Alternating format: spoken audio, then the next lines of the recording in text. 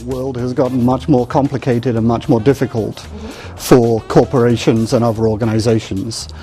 There's a much higher level of transparency than ever before. There's more information and misinformation out there.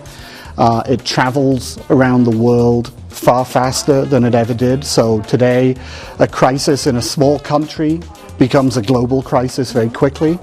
There is social media out there that mean that customers have more power to share their views than ever before. So customers and employees and shareholders and communities have more communications power than they've ever had in the past. And that creates a very difficult environment for corporations, one in which their reputations are constantly under threat. And as a result of that, public relations people need to get involved in decision making and in handling communications at a much earlier stage than they have in the past. Bad public relations can hurt a company much more quickly and much more severely today than it ever could in the past. I don't see any reason why it shouldn't continue. You know, if we're in an environment where the information out there continues to expand, where transparency continues to expand, where democracy and freedom of choice continue to expand, then I think public relations will continue to expand also. I think that the words public relations describe perfectly what it is that our job should be. Our job should be managing the relationship between an organization and all of its publics. You do it by how you behave, not by how you talk. You do it by what your actions are rather than what your communications is. And I think that for public relations to be genuinely effective, it has to be about organizational behavior first and foremost, and only about communicating that behavior as a last step in the process. And sometimes the best public relations activity may be not to communicate at all. And I think that what happens when you define this business purely as communications is that other people make decisions and then a public relations person is called in to communicate them, which really means to tell the company's story and to explain the company's position.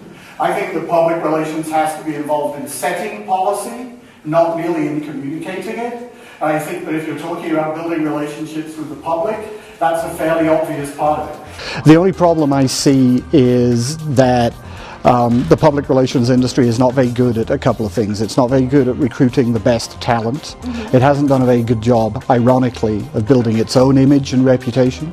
And it's also not very good at research and evaluation and measurement and ROI, and it needs to get much better at those things.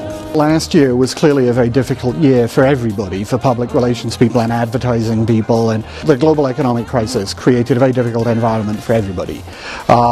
I think PR will bounce back very quickly from that. I'm not sure that advertising will.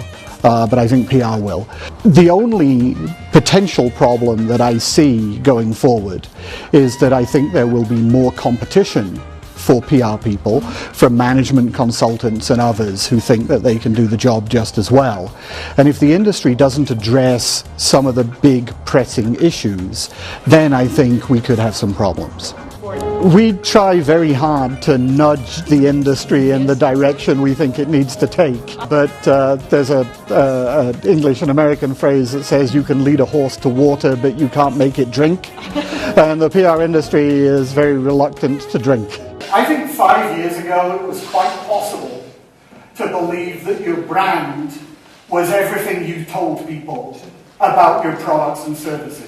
So your brand was defined by your advertising, by your sponsorship, by your events, by your corporate identity, by your logo, by your press releases. That was your brand 5 years ago, or that's what a lot of marketers believe.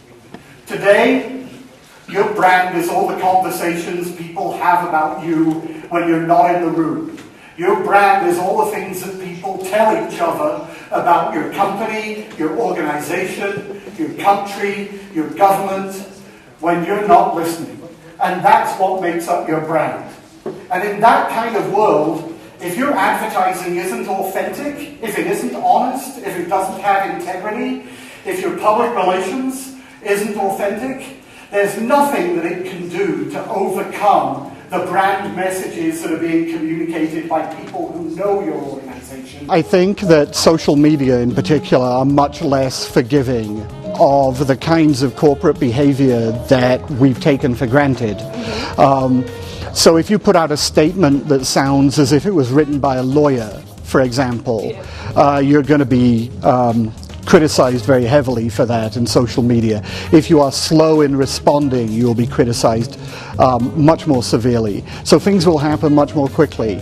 And because we're not depending on reporters for information anymore, we're depending on ordinary people, it only takes one or two angry people to create a huge problem for a corporation.